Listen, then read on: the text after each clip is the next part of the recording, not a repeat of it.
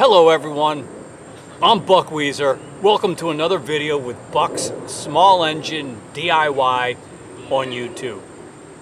I'm sitting here with a Honda lawnmower that's been around the block a few times. It's the Honda Harmony 2 HRR 216. And I learned from the owner of this machine the following. I have an old Honda push mower I'm trying to get running. It hasn't been used in years, and perhaps it's a lost cause. But before tossing it, I thought I'd have you take a look to see if you can get it to turn over and start up. My brother-in-law and I tried getting it going with a new plug. No luck. We emptied the gas out of it, and we're going to add new clean fuel as our next attempt. But I'm just going to let you give it a try. Well, I think you made the right choice, because bringing these mowers back into service after sitting for a long time is our specialty. So thanks for joining me on this project. We're going to walk through the steps of getting an old mower back in service after it's been sitting for a long time. So let's get started. Okay, so let's take a closer look. It looks a little dirty, but not too bad, all things considered.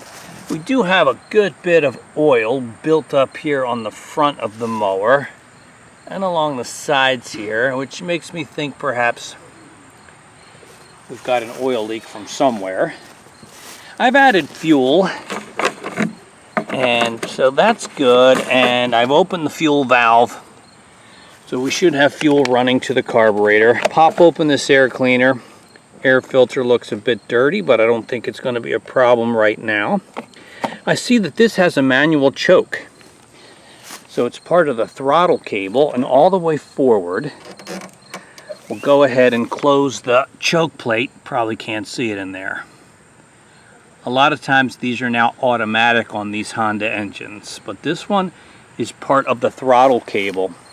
You actually have a throttle control here. And of course the safety bar that you have to squeeze in order to run the machine. I wanted to double check, of course, before attempting to start it, that we have oil, and there is oil in there. And if we get it started, we'll probably go to the trouble of changing it, because who knows how long that's been. So I understand we got a new spark plug. I can only guess and assume that it's the right one for what we're doing, and we won't worry about that quite yet. Might just be this valve cover that's leaking oil, because the bottom of this valve cover is pretty dirty. That might be the source of our oil leak. Alright, so here's my first step. We need fuel, we need spark, we need compression. So I'm going to do, as my first test, I'm going to shoot a little starting fluid right into the throat of the carburetor, and we're going to attempt to start this machine. If it starts and runs even for a few seconds on the starting fluid, that will confirm to us that we have compression, that our engine will run, that we have spark, because without spark it would not have ignited the starting fluid. So let's get a little bit of this in there. Okay, I'll leave the cover off and put you back on the tripod here, and we'll see what we get on this early attempt at starting it. Squeeze the bar, pull the string.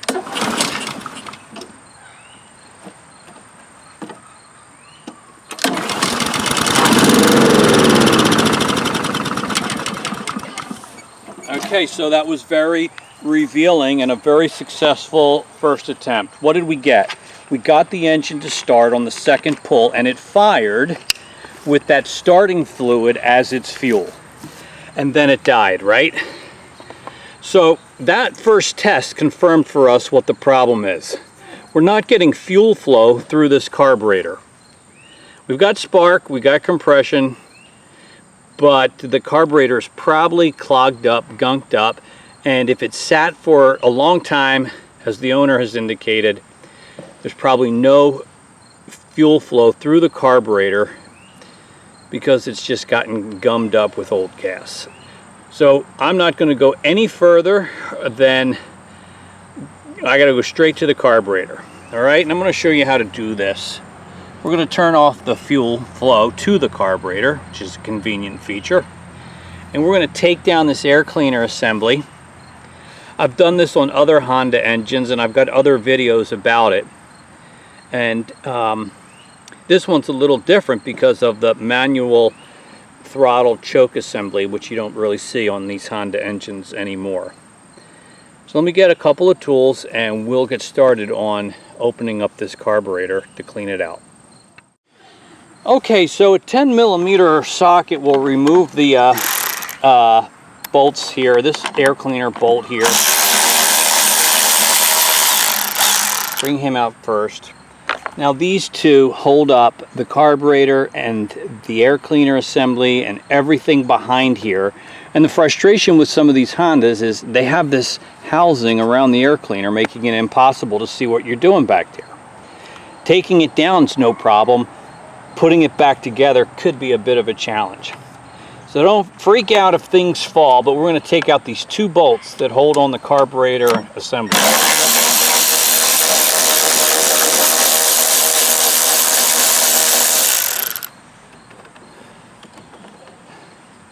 See that guy?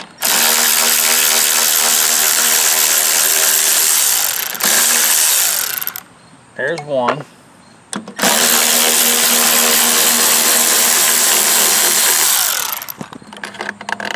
There's our second. All right, now it all comes down. There's a breather hose that plugs into the back here. So disconnect that and move him out of the way. All right, so we've got a couple of linkages and we got our fuel line, which is under here. He's really hard to see, so maybe we'll leave him last. Another option that we do have is to take down this whole front plate that holds the cables and stuff, but maybe we don't need to go to that. We can get the carburetor out from here. So we got some linkages. There's the choke linkage, this guy, and then the throttle linkage, which is a thick wire and then a thin wire behind it. And so we have to get those linkages off. And that can be a little bit of a challenge, especially with this plate here. I'm wondering if just this bolt right here will move it all out of our way for us. Let's give that a try.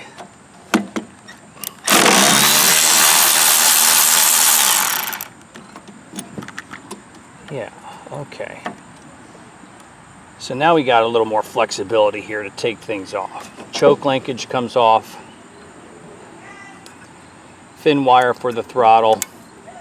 Thicker one for the throttle comes next. Good, so now all that remains is our fuel line. Typically there's a clamp, but I don't see one here, so we're just gonna see if we can twist it and pull it off.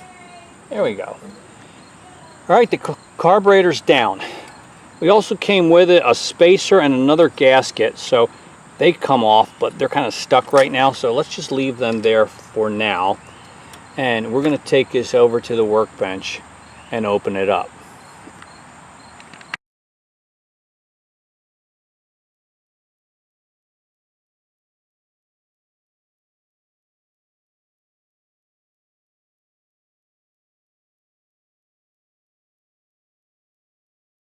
Okay, up here on the workbench, this carburetor is covered with dirt and stuff, so I'm going to just use some carbon choke cleaner and clean off some of this built up dirt and debris.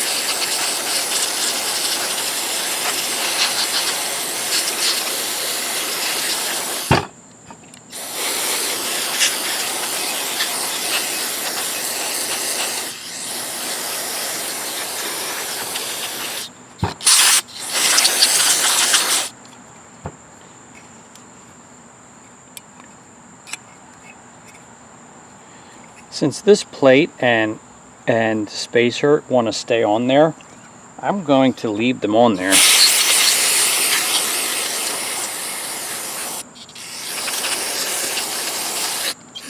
because if they're removed, makes assembly again even harder, and I don't know that I need to take them off. They might come off on their own, but we'll see. Alright, so I'm just cleaning off some of this crud.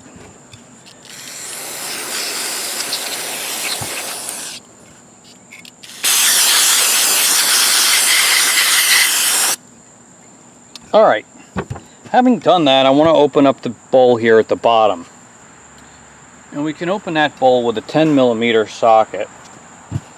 And I've got a glass dish to see if I can collect the fuel that may come out, as well as any contaminants that are already in there with it. Alright, so this guy comes off at the bottom.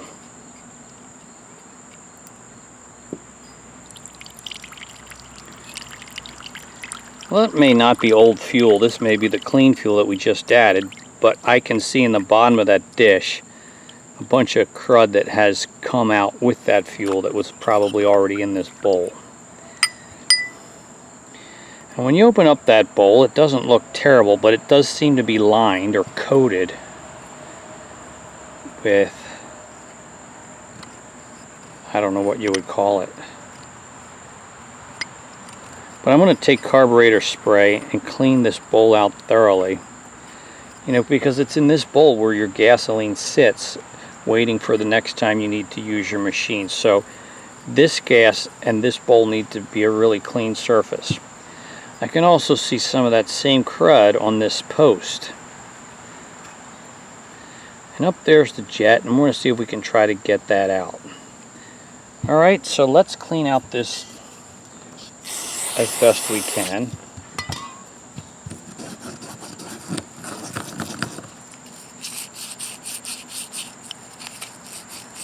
I think my brush already was pretty dirty.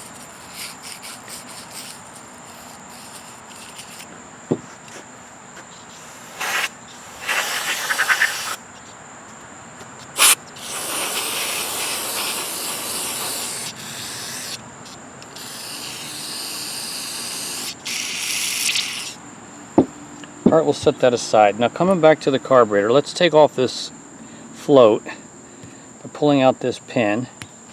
Have to get some needle nose pliers to grab it with. There we go.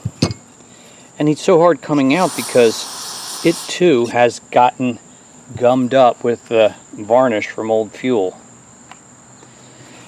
So now we take out the float, and with it comes the needle, just fell out. This meters the flow of fuel into the carburetor bowl. We'll rinse those guys off.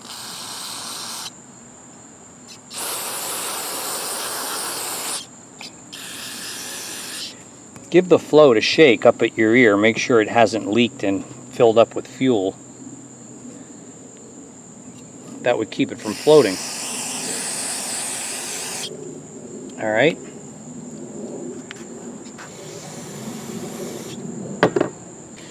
Okay, so up in there is a jet, and I see crud up in there too. Not sure what that is. This jet can come out with a screwdriver.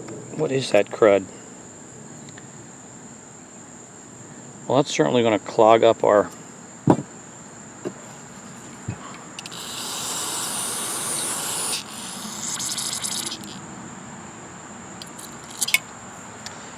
Now sometimes these are really stubborn. You got to find a screwdriver that's just the right size. And I got it.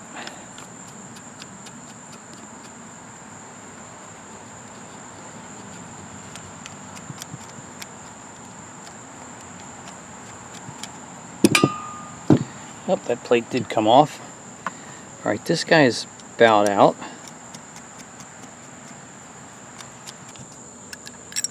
There we go. So this guy comes out. Here's your main jet. Just a tiny little hole. And you know what? This spray is not going through it. That hole is completely clogged. So no fuel is coming up through this main jet because it's completely blocked off. So we have to get a pin or something to fit through there. This This pipe also has to be thoroughly cleaned, and it's filled with lots of little holes. All right, so let me get a pin. This is actually a sewing needle, and I'm going to use it, poke through our, there we go. So it's cleaning that guy out. Now we can spray some. All right, just that much increases the possibility of our engine starting, because now we're going to have fuel flow up through this carburetor. So I want to do the same thing with this guy. Pass this pin through all these little holes. Don't want anything clogged up in there.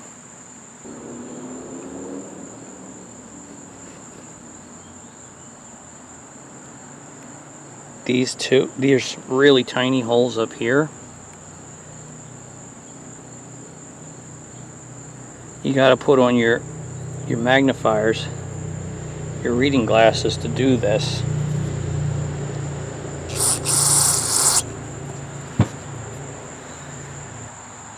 I've got these little brushes, which we can sometimes use to clean this out.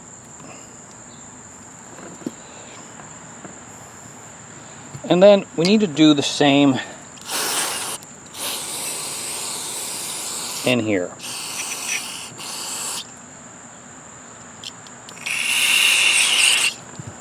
Another thing I want to show you is this Phillips head screw down here also houses a jet.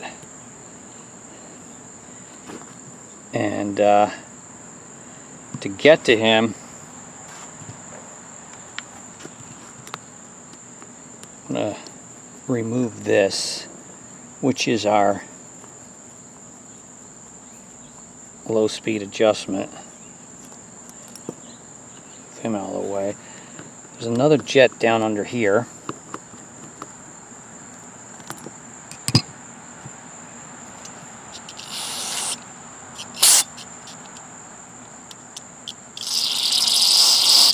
And I want to be able to clean him out as well. This is the low speed jet, which is minorly adjustable, but it's got, you can only turn it this much. I don't know if I can pull that cap off or not.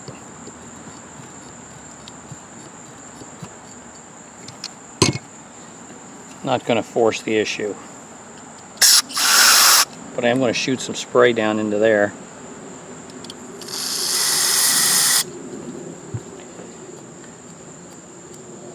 That's not much of an adjustment, is it?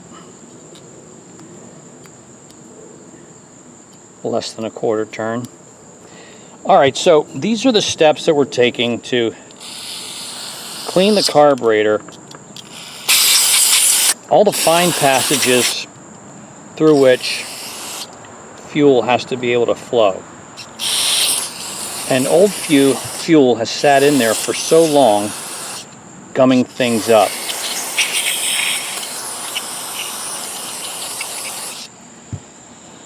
An additional step that you could take, and that I like to do sometimes, is to put this through my ultrasonic cleaner. But I'm going to see if perhaps, most people don't have one of those. So what if we just attempt to clean it like we're doing now, put it back together, and see if it will run for us. I think we've done here together the main things that need to be done to clean out a carburetor. I'm going to put it all back together again, and then we'll go hang it up anew on the lawnmower, turn the fuel on, and see if it's willing to cooperate. I have a feeling it's going to run just like it's supposed to. Alright, are you still with me? There's something about carburetor cleaning that just is boring and uninteresting. There's not much I can do about it, but it was necessary. So we're ready to hang this up. And I'm going to show you how to do it. If it takes us more than one try, it's no big deal. The difficulty with this is you can't see what you're doing because of this air cleaner cover that gets in your way. So what we want to do first is take our carburetor and make our connections. So we'll do that in the reverse order of what we took them off. Throttle linkages. Thick one. And then the thin wire goes beside it. Sometimes I got to grab it with a pair of needle nose pliers. Yep, I got it. All right, next we had a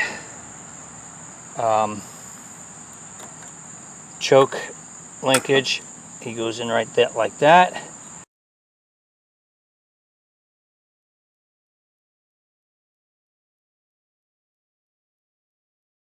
We're also going to connect our fuel line. There was no clamp, but I got a clamp here. It might work.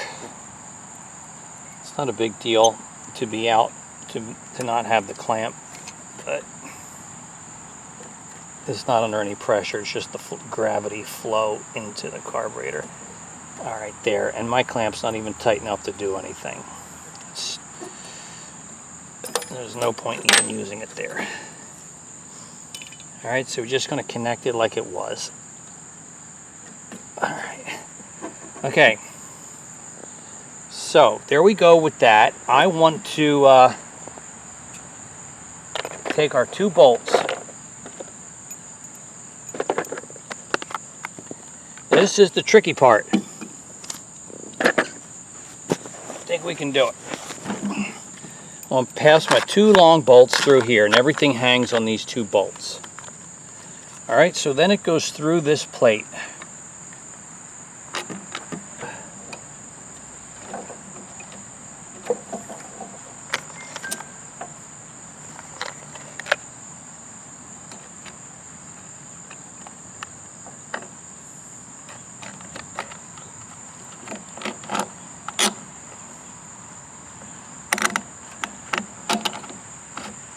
We end up working half blind.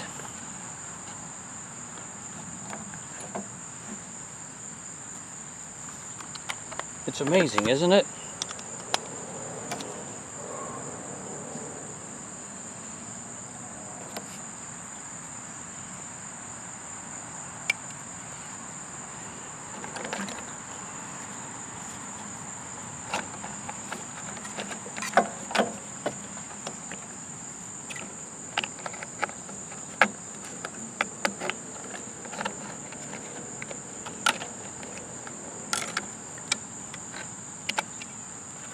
The spacer.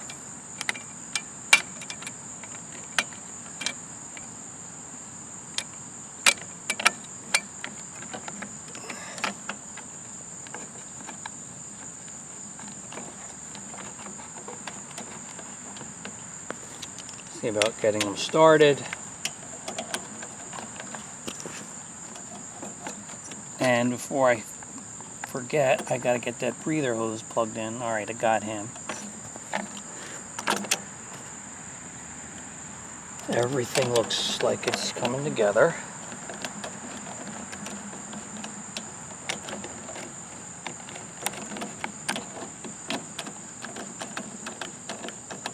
I just did one of these same Honda engines yesterday on a pressure washer. Same deal, cleaning out the carburetor. Same frustration in trying to hang it all up again. Working blind because you can't see what you're doing.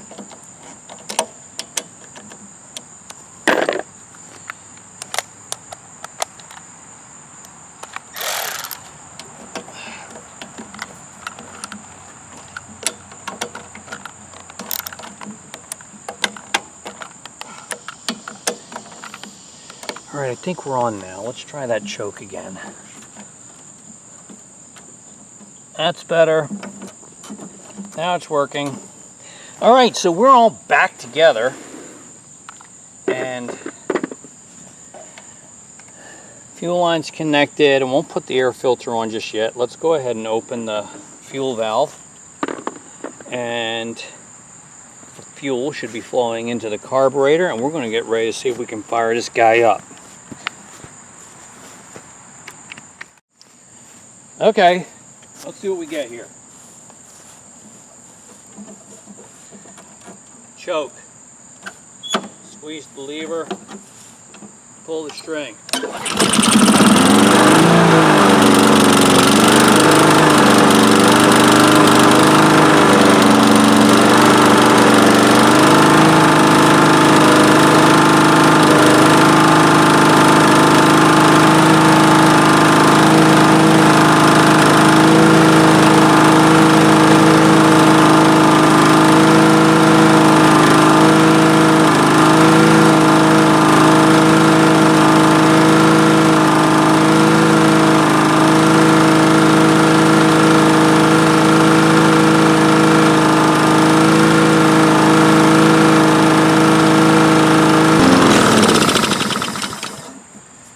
Right, it's working.